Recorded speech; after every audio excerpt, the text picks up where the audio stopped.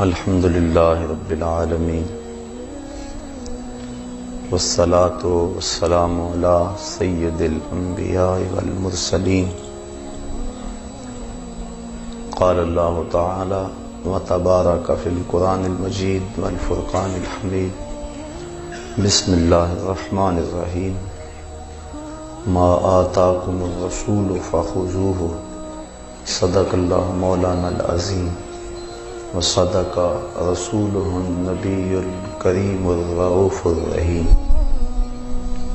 اللہم نور قلوبنا بالقرآن وزین اخلاقنا بالقرآن وادخلنا الجنة بالقرآن ونجنا من النار بالقرآن قال اللہ تعالی وتبارک فی شان حبیبہ مخبرا وآمرا ان اللہ وملائکتہ یصلون علی النبی یا ایہا الذین آمنوا صلوا علیہ وسلموا تسلیما الصلاة والسلام علیک یا رسول اللہ وعلی آلک واصحابک یا محبوب رب العالمین الصلاة والسلام علیک یا راحت العاشقین وعلى آلک واصحابک یا محبوب رب العالمین ز مہجوری برآمد جان عالم تراحم یا نبی اللہ تراحم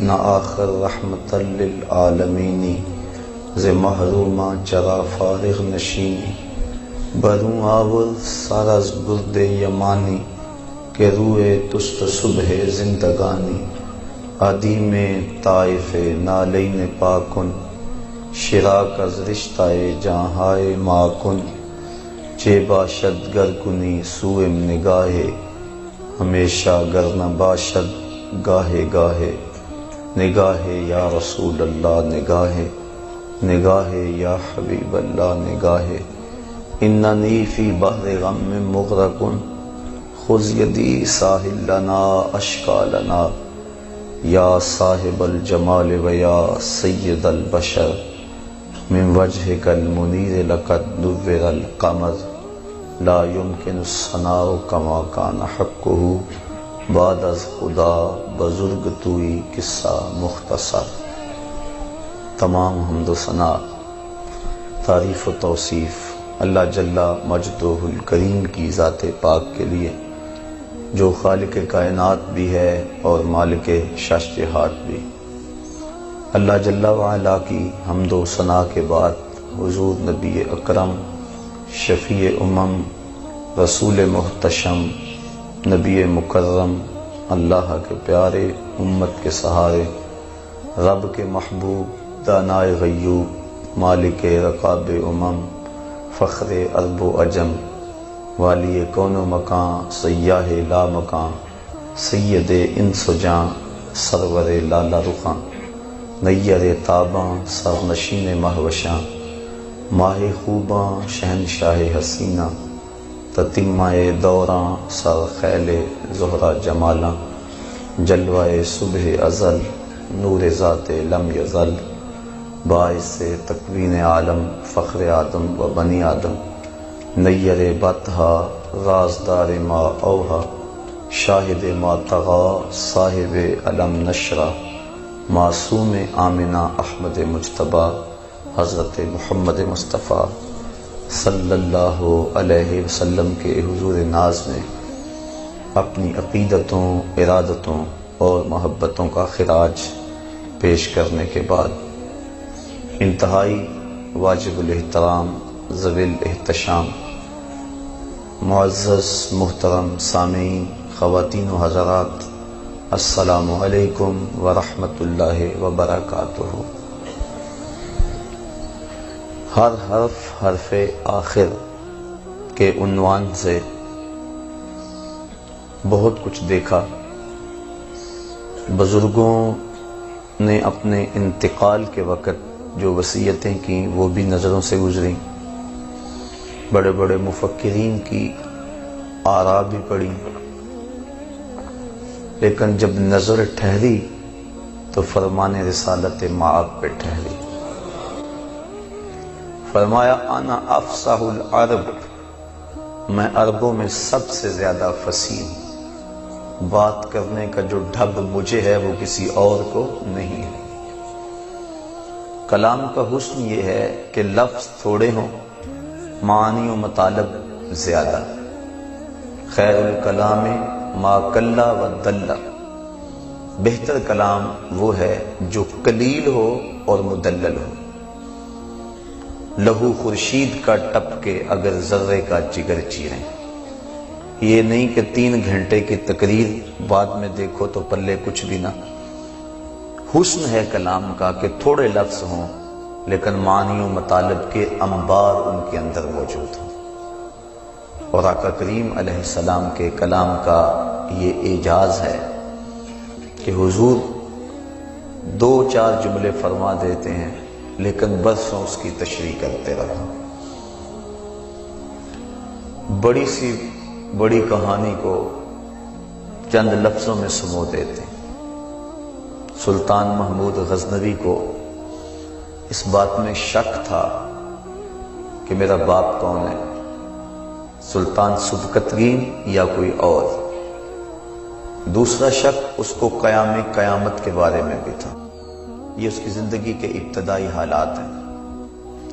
تیسرا شک اس کو اس حدیث کی صحت پہ تھا، العلماء ورثۃ الانبیاء، علماء نبیوں کے وارث ہوتے ہیں۔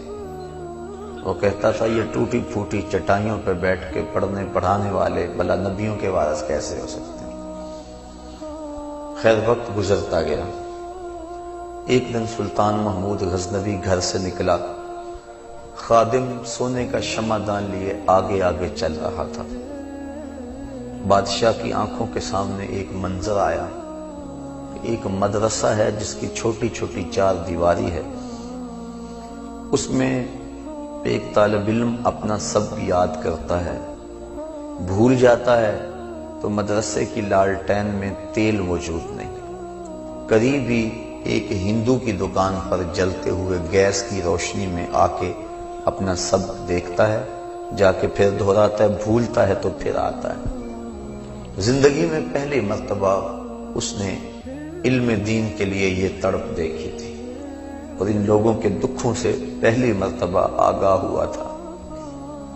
دل پسیج گیا، وہ سونے کا شمعدان اس طالب علم کو دے دیا۔ طالب علم راضی ہو گیا۔ ایک روایت کے لفظ ہیں من اعانا عالما او متعلما بکلام منکسر او بکرطاس فکأن بنى الکعبۃ 70 مرہ، جس نے کسی عالم یا طالب علم کی مدد کی کاغذ کا ٹکڑا دے کر یا ٹوٹا ہوا قلم ہی دے کر، وہ ایسا ہے جس طرح اللہ کے گھر کعبے کو 70 بار تعمیر کیا، اور اس نے وہ پورا شمعدان دے دیا۔ طالب علم راضی ہوا، اللہ کے محبوب بھی راضی ہو گئے۔ یہ جو طلباء ہیں ان کی خدمت سے حضور کی رضا نصیب ہوتی ہے۔ سلطان محمود غزنوی سویا، مقدر جاگے، حضور علیہ السلام کی زیارت نصیب ہوئی، اور آقا کریم نے فرمایا من رآنی فی المنام فقد رأى الحق، جس نے مجھے خواب میں دیکھا اس نے مجھے ہی دیکھا۔ شیطان خواب کے اندر آ کر بھی حضور کی مثل ہونے کا دعویٰ نہیں کر سکتا۔ یہ شیطان کو بھی ہمت نہیں ہے کہ وہ نبی کی مثل ہونے کا دعویٰ کرے۔ کہا جس نے مجھے دیکھا اس نے مجھے ہی دیکھا۔ شیطان خواب میں میرا روپ نہیں ڈھال سکتا۔ دوسری بات، من رآنی فی المنام فسیرانی فی الیقظہ، بخاری شریف کے کلمات ہیں یہ۔ فرمایا کہ جس نے مجھے خواب میں دیکھا ان قریب جاگتے بھی دیکھ لے گا۔ علماء کرام شارحین اس کی تشریح میں لکھتے ہیں کہ ساری زندگی نہ بھی دیکھ سکا تو جب نزع کا عالم ہوگا رخ محبوب سامنے ہوگا، اور اگر اس وقت حضور کی زیارت نصیب ہو جائے، سوکھا نکلے سا ضروری جے ویخ لواں مکھ تیرا، اگر اس وقت زیارت نصیب ہو جائے تو پھر اور کیا چاہیے. تو جس نے مجھے خواب میں دیکھا اس نے مجھے ہی دیکھا. جس نے مجھے خواب میں دیکھا ان قریب جاگتے بھی دیکھ لے گا. تیسری بات، حضور اگر کسی کے خواب میں آئے تو قصد اور ارادے سے آئے. میں آپ کے خواب میں آؤں، آپ میرے خواب میں آئیں، میرا آپ کا عزم اور ارادہ نہیں ہوتا. 100 بار ایسا ہوتا ہے کہ میں آپ کو خواب میں دیکھتا ہوں، آپ کو پوچھتا ہوں، بتاتا ہوں بلکہ کہ جناب میں نے آپ کو آج رات خواب میں دیکھا، آپ کو تو نہیں پتا ہوتا. مجھے ساتھی کہتے ہیں کہ آج ہم نے آپ کو خواب میں دیکھا، مجھے تو نہیں پتا ہوتا میں کسی کے خواب میں گیا ہوں. لیکن اللہ کے محبوب علیہ السلام اگر کسی کے خواب میں جائیں قصد، ارادے اور مرضی سے جاتے ہیں. چوتھی بات، ہم خواب میں کسی سے کچھ وصول کریں تو وہ محض خواب ہوتا ہے. محض خواب. کروڑ پتی بن گئے، صبح اٹھیں گے تو کنگال ہوں گے. بھوک میں تڑپتے ہوئے سو گئے، رات 5 سٹار ہوٹلوں سے کھانا کھاتے رہے، صبح اٹھیں گے پیٹ خالی ہوگا، بھرا ہوگا. خواب ہے نا. 100 بار میرے ہاتھوں میں تیرا دامن آیا، جب آنکھ کھلی تو اپنا ہی گریباں تھا. کچھ نہیں ہوتا، خواب محض خواب ہے. خواب میں کوئی کسی کو کچھ دے، وہ وصول کرے تو خواب ہی ہے. لیکن اللہ کے محبوب اگر کسی کو کچھ عطا کریں تو یہ امام بوسیری سے پوچھو، رات چادر ملتی ہے، صبح اٹھتے ہیں کندھوں پہ موجود ہوتی ہے. امام سخاوی القول البدیع میں لکھتے ہیں، اور بھی لوگوں نے لکھا ہے، کہ ایک شخص حضور کے روضے پہ کھڑا ہے اور کیا کہتا ہے؟ آنا ضیف ہوگا. حضور میں آپ کا مہمان ہوں، آپ کے ہوتے ہوئے میں کسی اور چوکھٹ پہ تو نہیں جانا، آپ کے در پہ کھڑا ہوں. اعلیٰ حضرت فرماتے ہیں اور کوئی دیتا بھی کب ہے؟ کون دیتا ہے؟ دینے کو منہ چاہیے، دینے والا ہے سچا ہمارا نہیں. کوئی دیتا بھی نہیں. اور چند ٹکڑے اگر جھولی میں کوئی ڈال بھی دے تو ساری زندگی جتلاتا رہے. عارف عبد المتین نے اس موقع پہ حد کر دی. وہ کہتا ہے اور جتنے بھی سہارے ہیں سبق کرتے ہیں، اور جتنے بھی سہارے ہیں سبق کرتے ہیں. عزت نفس بڑھاتا ہے سہارا دے. ہر سہارا بندے کو کمزور کرتا ہے. کسی کی چوکھٹ سے مانگ کر آنے والا سر اٹھا کر نہیں چلتا کہ میں فلاں کا مانگت ہوں، لیکن جو نبی کی چوکھٹ سے خیرات لے کر پلٹتا ہے وہ سر اٹھا کے چلتا ہے کہ مجھے یہ خیرات نبی کے در سے ملی ہے. اور جتنے بھی سہارے ہیں سبق کرتے ہیں. عزت نفس بڑھاتا ہے سہارا تیرا. اور اعلیٰ حضرت نے حد کر دی. فرماتے ہیں ٹھوکریں کھاتے پھرو گے ان کے در پہ پڑ رہو. ٹھوکریں کھاتے پھرو گے ان کے در پہ پڑ رہو. قافلہ تو اے رضا اول گیا آخر گیا. وہ تو کھڑا ہی حضور کی چوکھٹ پہ. آنا ضیف ہوگا. حضور میں آپ کا مہمان ہوں، آپ کے ہوتے ہوئے میں نے کسی اور چوکھٹ پہ نہیں جانا. اور یہاں کھڑا عرض کر رہا ہے بندہ مٹ نہ جائے آقا پہ تو وہ بندہ کیا ہے؟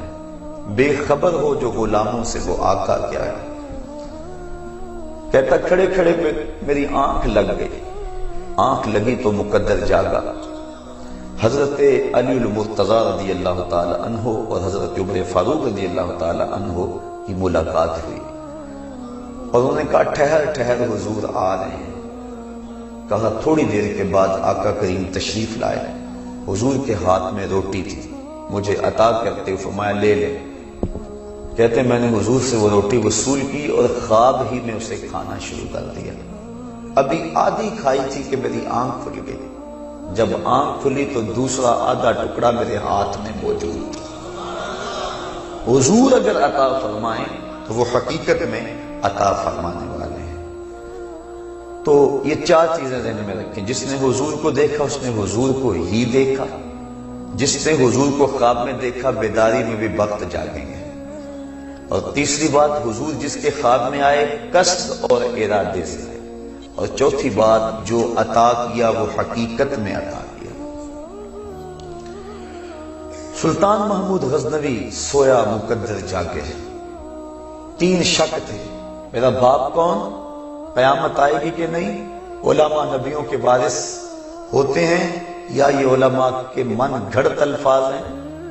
اب سویا مقدر جاگے، آقا کریم خواب میں تشریف فرما ہوئے اور مسکراتے ہوئے کہا، اے سبکتگین کے بیٹے محمود، آج تو نے میرے ایک وارث کی قدر کی ہے، کل قیامت کو میں تیری شفاعت کروں گا۔ ایک جملہ ارشاد فرمایا، تین شک بھی دور کیے، جنت کی بشارت بھی عطا فرمائی۔ یہ ہے کلام کا حسن کہ تھوڑے لفظ ہوں، معانی و مطالب کے انبار اس کے اندر موجود۔ تو آقا کریم علیہ السلام کے کلام کا یہ حسن ہے، ان کی ہر بات پہ بات ختم ہو جاتی ہے، ان کا ہر حرف حرف آخر ہے، ان کے منہ سے نکلنے والی بات فضاؤں میں روشنی بکھیر دیتی ہے۔ اذا تکلم رویا کالنور یخرج من بین ثنایاہ، جب بات کرتے ہیں تو دانتوں کے سوراخوں سے نور کی کرنیں چھن چھن کے نکلتی ہیں۔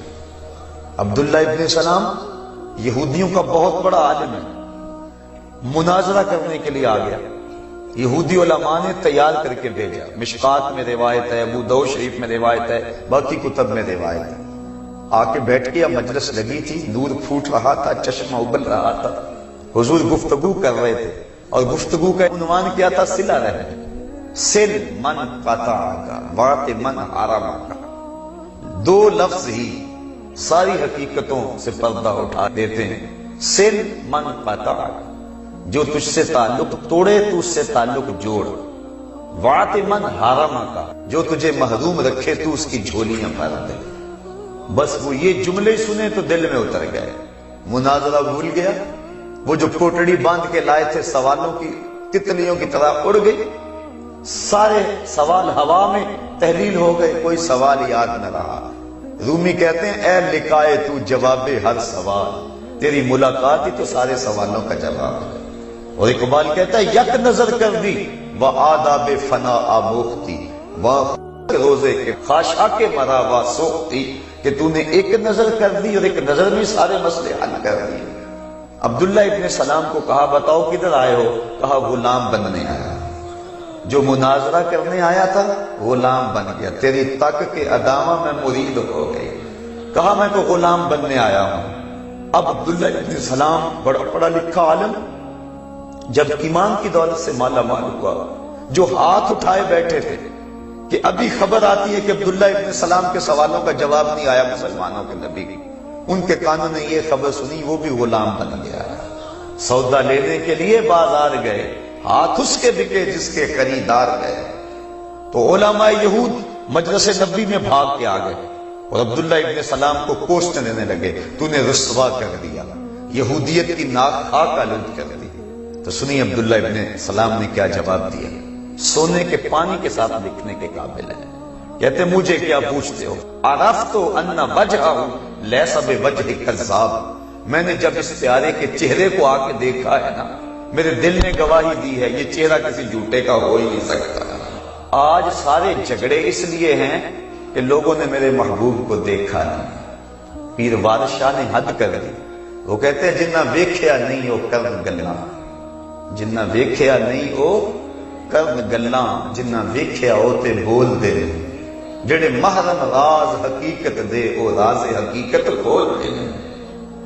تو اجے میرا یار نہیں ڈٹھا، جنوں ویکھ کے چن شرماوے، ادھی راتی دن چڑھ جاوے، جیو رخ تو نقاب اٹھاوے، تے جیو نکلے سیر کرن سارا گلشن سیس نواوے، جے ہاتھ پھلاں وچ رکھدا ہاتھ پھلاں تو ود جاوے، نین نشیلے مست رسیلے وچ سونا کجل سہاوے، اکھ اگڑے تے انج پیا جاپے جویں میخانہ کھل جاوے، کیا خوب سجن دیاں اکھیاں نے جویں پر کے سرائیاں رکھیاں نے، اکھ اگڑے تے انج پیا جاپے جویں میخانہ کھل جاوے، توبہ توبہ حسن سجن دا چال نہ چلی جاوے، بجلی ڈردی لشت نہ مارے متا بے ادبی ہو جاوے، علم خدا نے اینا دتا عقلاں وچ نہ آوے، عقل خدا نے اینی دتی علماں وچ نہ آوے، کی اعجاز نظر وچ ہو دی جو آوے وک جاوے، خلق ادینے مولئی دنیا کوئی ورلائی جان بچاوے آزم ایڈا سونا ماہی سنو کدرے نظر نہ آئے. کہا کیا پوچھتے ہو، میں نے دیکھتے ہی پہچان لیا یہ چہرہ کسی جھوٹے کا تو ہو ہی نہیں سکتا ہے. اللہ اکبر. رخ کے آئینے میں مصور جڑا ہوا، چہرے کی ہر لکیر پہ قرآن لکھا ہوا. اذا تکلم رویا کالنور یخرج من بین سنایاہو، جب بات کریں تو سنایا دانتوں سے نور کی کرنیں چھن چھن کے نکلیں. تو آقا کریم جو فرما دیتے ہیں مختصر مگر جامع. حضرت ابو ذر غفاری رضی اللہ تعالی عنہ فرماتے ہیں ایک دن میں مسجد نبوی میں آیا، رش کم تھا، حضور بیٹھے ہوئے تھے، میں حاضر ہو گیا. آقا کریم فرمایا ابو ذر، ہر چیز کے آداب ہیں اور مسجد کے بھی کچھ آداب ہیں. میں نے عرض کی حضور ارشاد فرمائیں مسجد کے آداب کیا ہیں؟ قال رکعتین، کہا 2 رکعتیں. جب مسجد میں آؤ تو 2 رکعتیں پڑھو، تحیت المسجد. کہتے ہیں میں نے 2 رکعتیں پڑھی. اس کے بعد پھر حضور کے پاس آ کے بیٹھ گیا اور آقا کریم کی خدمت میں نے عرض کی ای الاعمال احب الی اللہ، حضور سب سے محبوب ترین عمل کون سا ہے جو اللہ کو سب سے زیادہ پسند ہے؟ مجھے ارشاد فرما دیجیے. قال الایمان باللہ وجہاد فی سبیلہ، کہا اللہ پر ایمان لانا اور اس کے راستے میں جہاد کرنا، یہ محبوب ترین عمل ہے اللہ کا. کہتے میں نے پھر پوچھا ای المؤمنین اکملہم ایمانا، کون سے مومن ہیں جو ایمان میں کامل ہے؟ مومنوں میں سے وہ کون شخص ہے جس کا ایمان مکمل ہے؟ قال احسنہم خلقا، جس کے خلق اچھے ہیں اس کا ایمان کامل ہے. ذرا دیکھیے ایک ایک جملے کے اندر کتنی کتنی حقیقتوں کو سمویا جا رہا ہے. پھر میں نے کہا فأی المسلمین افضل، مسلمانوں سے افضل کون ہے؟ قال من سلم المسلمون من لسانہ ویدہ، جس کے ہاتھ اور جس کی زبان سے دوسرے مسلمان محفوظ رہے. یہ جو ہم کہتے ہیں نا السلام علیکم، یہ تحیت المسلم ہے، یہ دوسرے مومن بھائی کو ضمانت دینا ہے. السلام علیکم، تجھے سلامتی ہو، یعنی میرے بھائی تیری عزت، تیرا مال، تیری آبرو اور تیری جان، اس کو میرے سے کوئی خطرہ نہیں ہے. السلام علیکم، میری طرف سے تجھے ضمانت.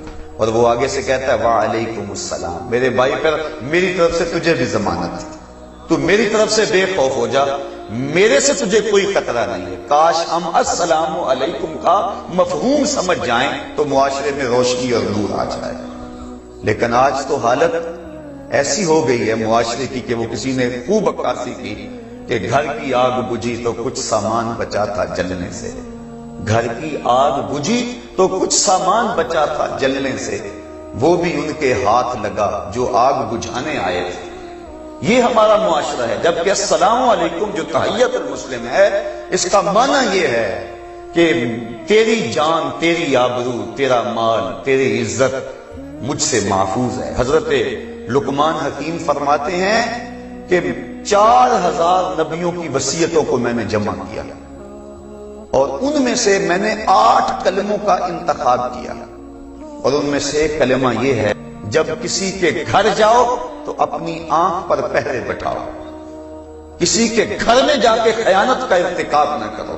تو جب بندہ کسی کو السلام علیکم کہہ دیتا ہے تو اس کا مطلب یہ ہے کہ میری طرف سے تو بے فکر ہو جا، میں تجھے سلامتی کی ضمانت دیتا ہوں. تو کہا کہ کون سا مسلمان ہے جو افضل ہے؟ قال من سلم المسلمون من لسانہ ویدہ، جس کے ہاتھ سے اور جس کی زبان سے دوسرا مسلمان محفوظ رہے.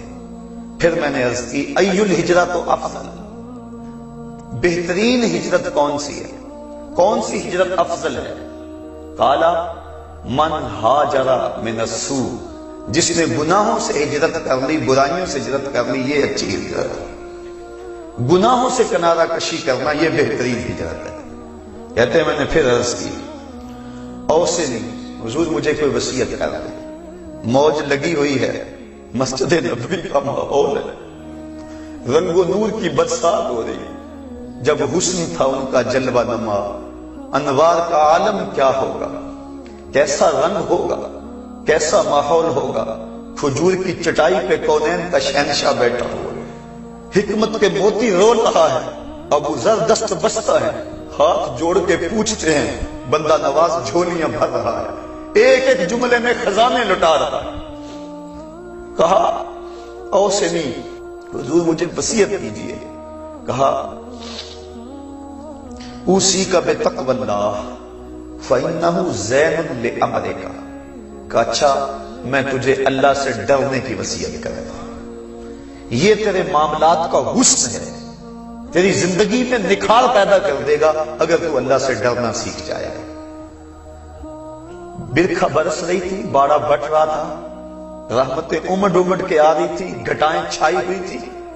ابو ذر غفاری نے کہا زدنی یا رسول اللہ، حضور یہ تو وصیت سن لی، کچھ اور ارشاد کر لیں۔ قالا علیک بطول السمت وإیاک والضحک فإنہ یمیت القلوب ویذہب نور الوجہ۔ کہا اچھا پھر تیرے اوپر لازم ہے کہ تو خاموشی اختیار کیا رکھے، زیادہ باتیں نہ کیا کر اور ہنسنے سے گریز کیا کر، اس لیے کہ زیادہ ہنسنا دل کو مردہ کر دیتا ہے اور چہرے کے نور کو اٹھا کے لے جاتا ہے۔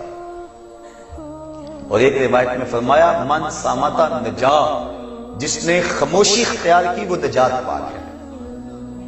پہلی مرتبہ بادشاہ کا بیٹا مکتب میں آیا اور استاد یہ حدیث پڑھا رہا تھا، اس نے کہا پہلے اس پہ تو عمل کر لوں، باقی باتیں بعد میں ہوں گی۔ دل بدل گیا، اندر کا رنگ تبدیل ہو گیا، اب خاموش، گھر میں گیا خاموش۔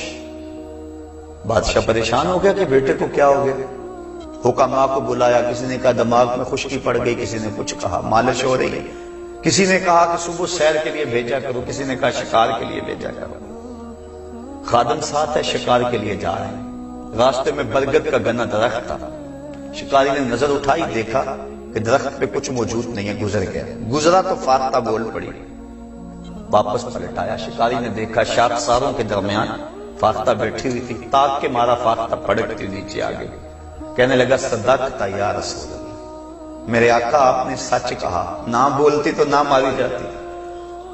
اب واپس پلٹے، بادشاہ نے کہا سناؤ، خادم کہنے لگا اتنی بات کہی ہے۔ اس نے کہا اچھا اس کا مطلب ہے کہ یہ قصداً ایسے کیے ہوئے، اس کو لٹاؤ اور مارو۔ اس کو لٹا دیا گیا اور جلاد کوڑے برسانے لگا، پھر بولا صدقت یا رسول اللہ، آقا آپ نے سچ کہا، فاختہ بولی وہ ماری گئی، میں بولا میں مارا گیا۔ تو کہا علیکا بطول السمت، تمہارے اوپر تبھی خاموشی اختیار کرنا ہے، وَإِيَّاكَ وَالضِّحْكَ فَإِنَّهُ يُمِيتُ الْقُلُوبَ وَيُذْهِبُ نُورَ الْوَجْهِ، کہا اور ہنسنے سے گریز کرنا، کیونکہ ہنسنا جو ہے وہ چہرے کے نور کو بھی لے جاتا ہے اور دلوں کو بھی مردہ کر دیتا ہے۔ اور اللہ نے قرآن میں فرمایا فَلْيَضْحَكُوا قَلِيلًا وَلْيَبْكُوا كَثِيرًا، تھوڑا ہنسا کرو زیادہ رویا کرو۔ اللہ اکبر۔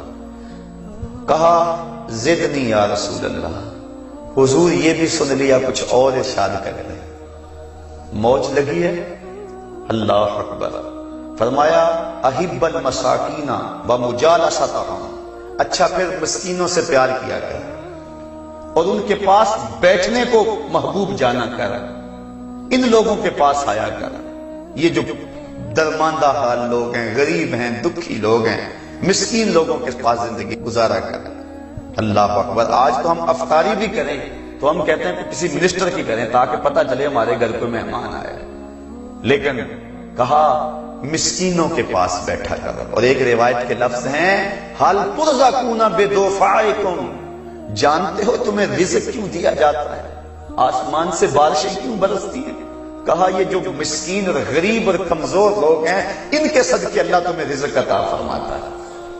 تو کہا احب المساکین ومجالستہم، مسکینوں کے پاس بیٹھا کرو اور ان کی صحبت میں وقت گزارا کرو۔ ڈھونڈ اجڑے ہوئے دلوں میں وفا کے موتی، ڈھونڈ اجڑے ہوئے دلوں میں وفا کے موتی، یہ خزانے ممکن ہیں تجھے خرابوں میں ملے، ایسے لوگوں کی صحبت اختیار کیا کرو۔ کہا زدنی یا رسول اللہ، حضور کچھ اور ارشاد کر رہے ہیں۔ آقا کریم نے فرمایا قل الحق ولو کان مرا، ابو ذر پھر حق کہو چاہے سخت کڑوا ہو۔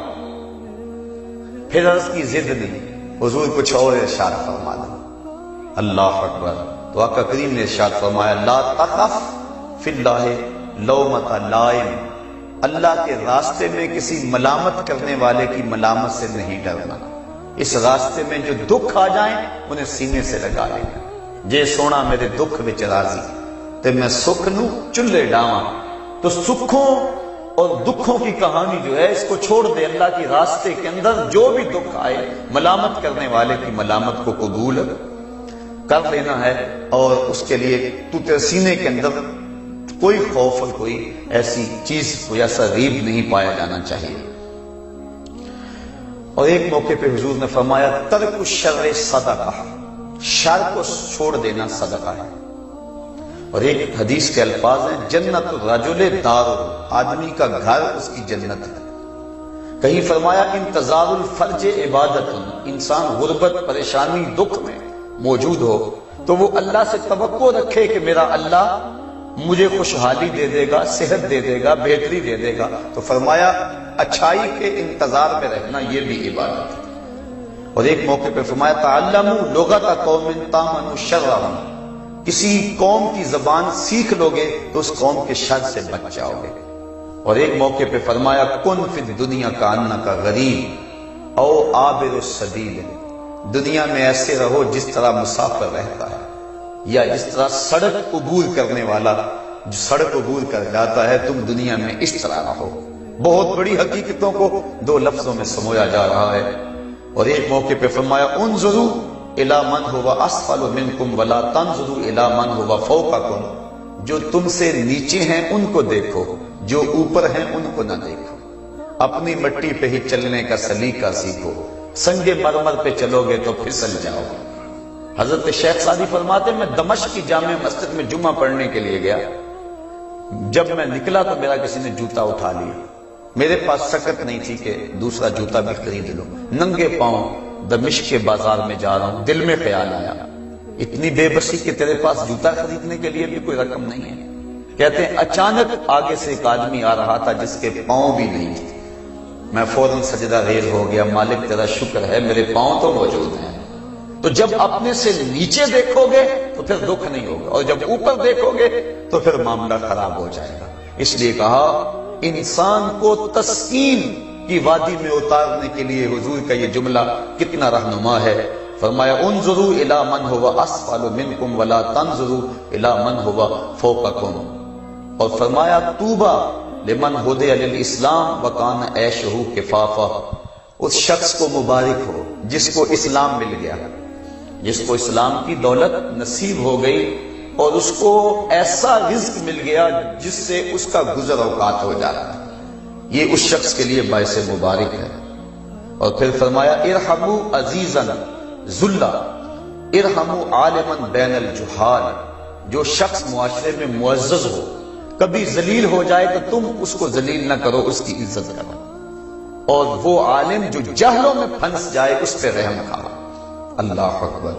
پھر ارشاد فرمایا لا یؤمن احدکم حتی یحب لاخیہ ما یحب لنفسہ، اتنی دیر تک کوئی شخص کامل مومن نہیں ہو سکتا جب تک اپنے مومن بھائی کے لیے وہ پسند نہ کرے جو اپنے لیے پسند کرتا ہے۔ پھر ارشاد فرمایا طاعت النساء ندامت، جو بندہ مرد عورتوں کی اطاعت میں لگ جاتا ہے اس کو سوائے شرمندگی کے اور کچھ نہیں ملتا۔ مرد کو اپنی رائے کا تفوق رکھنا چاہیے۔ حضرت علی المرتضیٰ رضی اللہ تعالیٰ عنہ فرماتے ہیں ایک دن ایسے ہی دریائے رحمت جوش میں تھا، مجھے موقع مل گیا آقا کریم علیہ السلام سے کوئی بات کرنے کا۔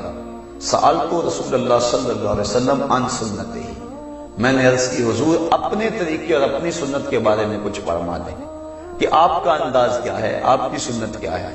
تو حضور نے 17 چیزیں ارشاد فرمائی، ان کو سن لیں۔ ایک ایک حرف سے نور نکل رہا ہے، ایک ایک لفظ زندگی کی حقیقتوں سے پردہ اٹھا رہا ہے، اور حضور کی زندگی نکھر کے سامنے آ رہی ہے۔ اور آقا کریم نے ارشاد فرمایا المعرفت راس مالی، معرفت میرا راس المال ہے۔ راس المال اس مال کو کہتے ہیں جس کے بغیر تجارت شروع نہیں ہو سکتی، وہ بنیادی مال جو آپ سرمایہ لگاتے ہیں کسی کام میں۔ تو کہا میرا بنیادی سرمایہ معرفت ہے، پہچان ہے۔ حضرت آدم علیہ السلام کی جب تخلیق ہوئی تو سب سے پہلے جب انہوں نے شعور کی آنکھ کھولی انہوں نے دیکھا کہ میرے بدن پہ کپڑے نہیں ہیں، تو وہ جلدی جلدی جنت کے پتے لے کر اپنے بدن کو ڈھانپنے لگے۔ تو جب انسان معرفت حاصل کرتا ہے تو پھر اس میں عمل پیدا ہوتا ہے، تو جس کے پاس معرفت نہیں ہے اس کے پاس کچھ بھی نہیں ہے۔ تو من عرف نفسہ فقد عرف ربہ، جس نے اپنے نفس کو پہچان لیا اس نے اپنے رب کو پہچان لیا، اور جس نے اپنی ہی معرفت حاصل نہ کی اس نے اپنے رب کی معرفت حاصل کیسے کرنی ہے۔ اسی لیے اقبال کہتا ہے نا اپنے من میں ڈوب کر پاجا سراغ زندگی، میرا نہیں بنتا تو نہ بن اپنا تو بن، تو راز کن فقاں ہے اپنی آنکھوں پر عیاں ہو جا، خودی کا رازداں ہو جا خدا کا ترجمہ ہو جا، خودی میں ڈوب جا غافل یہ سر زندگانی ہے، نکل کر حلقہ شام و سحر سے جاویداں ہو جا، مسافے زندگی میں سیرت فولاد پیدا کر، شبستان محبت میں حریر و پرنیاں ہو جا، گزر جا بن کے سیلے تندنو کوہ بیاباں سے، گلستان راہ میں آئے تو جوئے نغمہ کہاں ہو جا، تیرے علم و محبت کی نہیں ہے انتہا کوئی، نہیں ہے تجھ سے بڑھ کر ساز فطرت میں نوا کوئی۔ تو جس کو اپنی معرفت ہی حاصل نہیں اس کو کسی کی پہچان کیسے ہونی ہے؟ تو کہا المعرفت راس مالی، معرفت میرا راس المال ہے، والعقل اصل دین، اور عقل میرے دین کی جڑ ہے۔ باقی ادیان کے اندر عقل کو اہمیت نہیں دی گئی۔ یہ عیسائی کہتے ہیں کہ تثلیث کے عقیدے کو کڑوا گھونٹ سمجھ کے پی لے اور نہ سوچ کے اس کا معنی اور اس کا مفہوم کیا ہے، بس اس کو عقل کے برخلاف ہے لیکن اس چیز کو تو قبول کر لے۔ لیکن اسلام نے عقل کو اہمیت دی، فرمایا والعقل اصل دینی، عقل میرے دین کی جڑ ہے، والحب اساسی، اور محبت میری بنیاد ہے۔ یہ دین محبت پہ استوار ہے، محبت نہیں تو کچھ نہیں ہے۔ آگے فرمایا والشوق مرکبی، اور شوق میری سواری ہے، وذکر اللہ انیسی، اللہ کا ذکر میرا مونس ہے، میرا غمخوار ہے، والثقۃ کنزی، اعتماد میرا خزانہ ہے، والحزن رفیقی، اور دکھ حزن تکلیف یہ میرا ساتھی ہے، والعلم صلاحی، اور علم میرا اسلحہ ہے، والصبر ردائی، صبر میرا لباس ہے، والرضا غنیمتی، اور رضا میری غنیمت ہے، والعجز فخری، اور عجز درماندگی یہ میرا فخر ہے، والزہد حرفتی، اور زہد و عبادت یہ میرا حرفہ اور پیشہ ہے، والیقین قوتی، یقین میری غذا ہے، والصدق شفیعی، اور سچائی میرا دوست ہے، والطاعت حسبی، اور اطاعت میرے لیے کافی ہے، والجہاد خلقی، جہاد میرا اخلاق ہے، وقرۃ عینی فی الصلاۃ، اور نماز میری آنکھوں کی ٹھنڈک ہے۔ ایک ایک حرف، ایک ایک لفظ اور ایک ایک جملہ نور بانٹتا ہے۔ کتنے ایسے الفاظ ہیں اور کیسے کلمات ہیں، اور ایک سمندر ہے، بحر ذخار ہے، لیکن اگر سب کو آپ کے سامنے رکھوں تو وقت تو سمٹ گیا۔ حضور کی آخری نصیحت جو اپنی امت کو ہے وہ آپ کے سامنے رکھ کے اپنے موضوع کو نقطہ انجام تک پہنچاؤں گا۔ حضرت علی المرتضیٰ رضی اللہ تعالی عنہ سے روایت ہے کہ جب حضور علیہ السلام کا آخری وقت آیا تو اس وقت حضور حجرہ عائشہ میں تھے، اور آقا کریم نے اس وقت فرمایا کہ مجھے مسواک دو۔ حضرت عائشہ صدیقہ رضی اللہ تعالیٰ عنہ فرماتی میں نے مسواک پیش کی، لیکن آقا کریم جب مسواک کو منہ میں لیا تو مسواک سخت تھی، پھر واپس کر لی، میں نے اس کو چبا کر پھر حضور کو دیا۔